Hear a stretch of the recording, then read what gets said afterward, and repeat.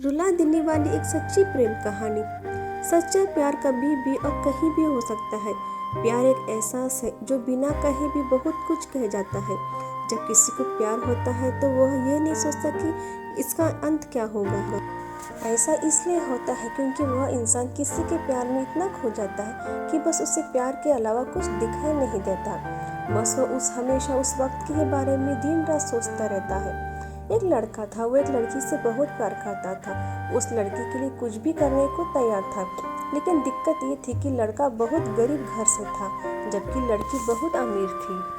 और दूसरी दिक्कत ये थी कि लड़का अलग कास्ट का था, जिस वजह से दोनों के प्यार में बहुत कठिनाई आ रही थी। वो लड़का उस लड़की से अक्सर पूछता था कि तुम मेरे से शादी करोगी? लड़की जवाब देती, हाँ मैं तुमसे ही शादी करना चाहती हूँ, पर मेरे घर वाले इस शादी के लिए कभी राजी नहीं होंगी और मैं भाग कर शादी बिल्कुल भी नहीं करूँगी। यह समाज बहुत बुरा है, हमें जीने नहीं देगा और रोज़ रोज़ हमें नई नई ताने देगी जो कि हमसे सहन नहीं होगा।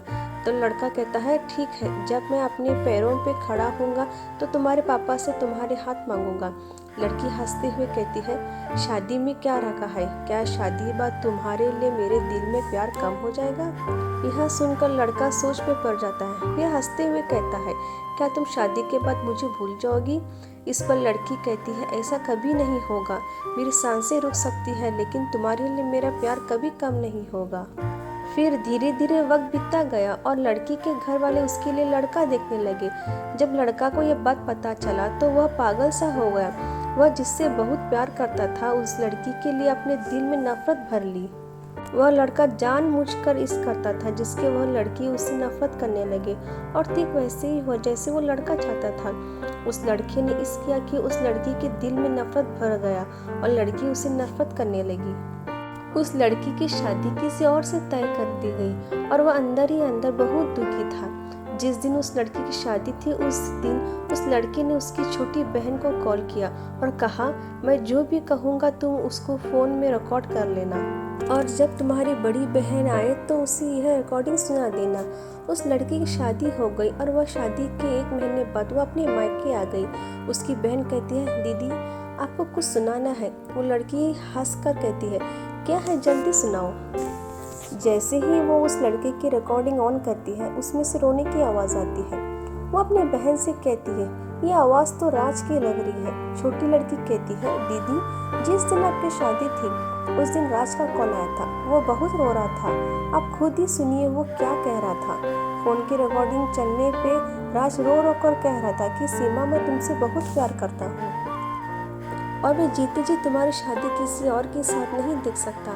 मैं तुमसे बहुत प्यार करता हूँ और मैं चाहता हूँ कि तुम अपनी ज़िंदगी में आगे बढ़ जाओ। जहाँ भी रहो हमेशा खुश रहो, मैं तुम्हें कभी नहीं भूल सकता। इतना कहकर फ़ोन कर जाता है। राज की यह बात सुनकर बहुत रोती है और अपनी बहन पे चिल्लाती है, तुमने मुझे क्यों नहीं बताया जिस दिन राज का फ़ोन आया था?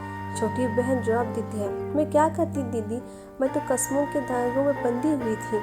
वो अपनी बहन को उसी नंबर पे फ़ोन लगाने को कहती है जिस पे राज का फ़ोन आया हुआ था।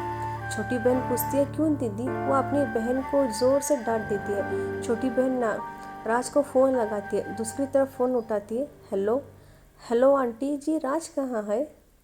राज की माँ रोने लगती है और कहती है कि अब राज इस दुनिया में नहीं रहा। वह यह सब सुनकर चौंक जाती है और पूछती है, यह कब हुआ और कैसे हुआ? पता नहीं कैसे राज ने अपने आप को ज़िंदगी से दूर कर लिया। कसम खा ली और किसी से भी शादी नहीं करूँगा। छोटी बहन, आंटी कब की बात है? राज की माँ ने कहा, यह 19 मई की बात है बेटा। यह सब सुनकर वो लड़की फ़ोन काट देती है। वो सारी बात अपनी बड़ी बहन को बता देती है और अब कहती है कि मैंने राज के बातों पे भरोसा क्यों नहीं किया। मेरा राज आज मेरे से दूर नहीं होता अगर मैं उसकी बातों पे भरोसा कर लेती तो। प्यार तो कभी भी हो सकता है लेकिन सच्चा प्यार बहुत मुश्किल से मिलता है। लोग दोस्तों की ज़िंदगी समझते हैं और प्यार को अपने जीवन, जिसके सहारे वो अपनी पूरी ज़िंदगी अपने प्यार के नाम कर देती है। ये प्यार दुनिया का वो वायरस है जो कभी भी कुछ भी कर सकता है। इसलिए प्यार ऐसे इंसान से करो जो तुम्हारे फीलिंग को समझे और उसका कदर करे। Please like and subscribe to channel.